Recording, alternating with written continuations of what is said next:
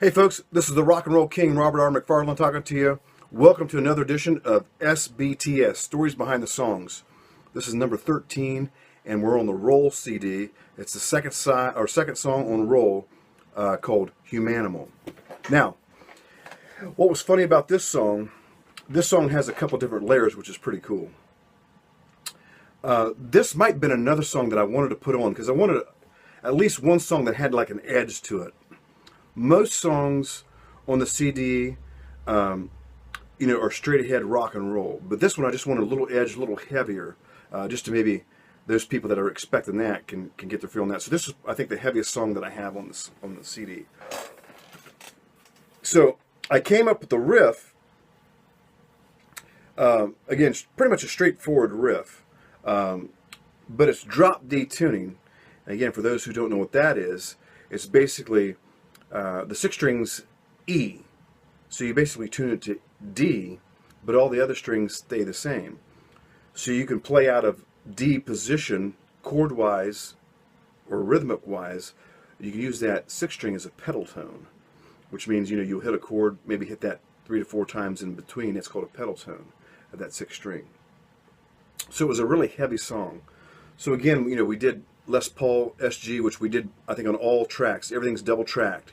And even Mikey said, "Hey, did you guys actually play that, or did you just copy and paste it to double track it?" I said, "No, I had to play it."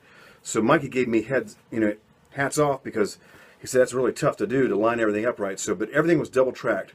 One channel, usually the left channel, is the Les Paul. The right channel is the SG. So on this song, when I was playing it, there's 2 time signatures, I think. Or maybe not. It might be Call Me Change. I'm sorry. I think it's Call Me Change.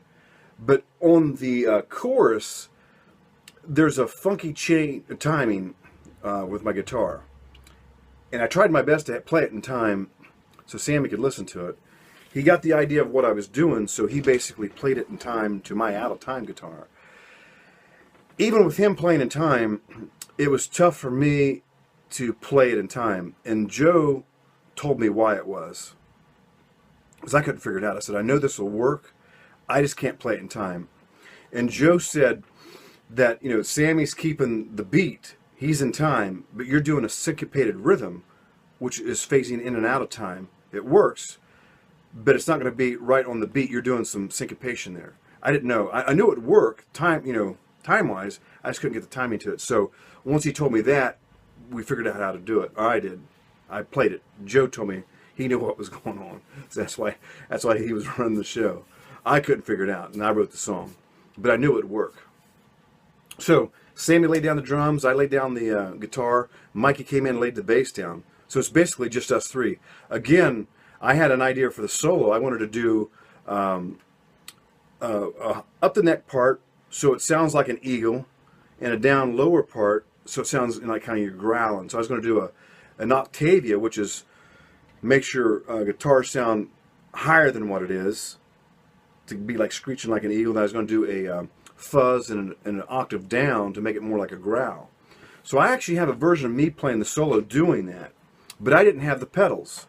I just played it up the neck high, then down the neck low.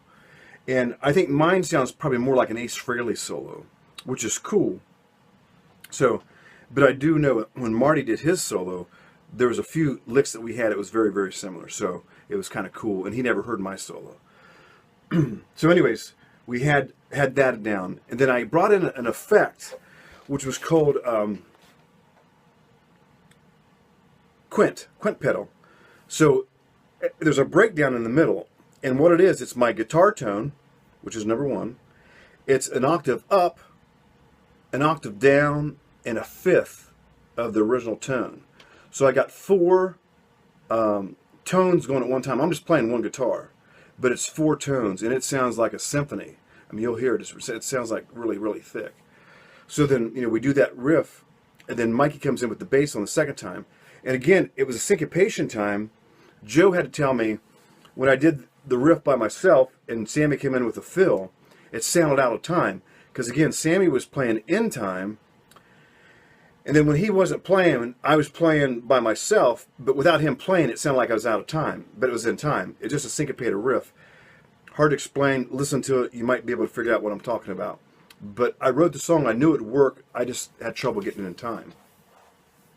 So that same pedal we brought back in for Marty. When Marty came to do his solo, we turned the octave up, so he was playing even high, so it sounds even higher than that, and it sounds kind of like, you know, an eagle or whatever, you know, calling out. Then we did the octave down, so he's playing a little lower, and it sounded just like I told you, like a, you know, growling.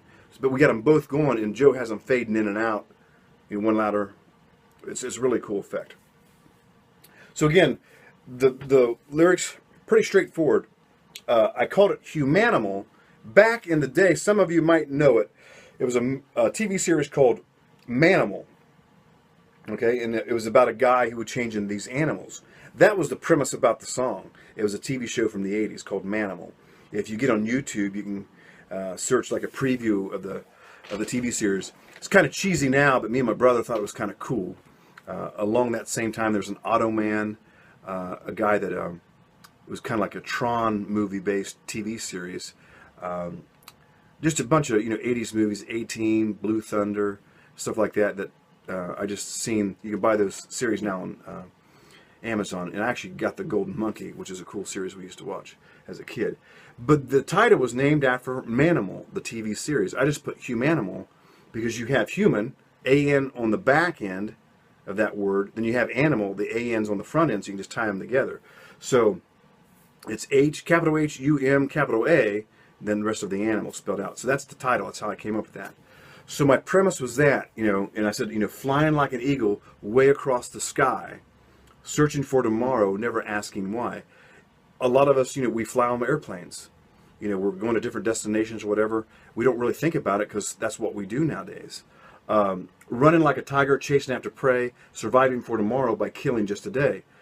And again, it's still our animal instincts. We don't always hunt our own food, but we're going to the store.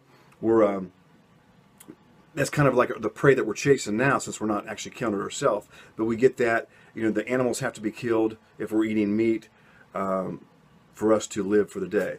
So again, then the chorus is like a spider ready to bite, like a cobra ready to strike. Again, man with the animal instincts. Again, we go to verse 3. It was just the first half of verse 1, running like a tiger, chasing after prey, surviving for tomorrow, killing for today.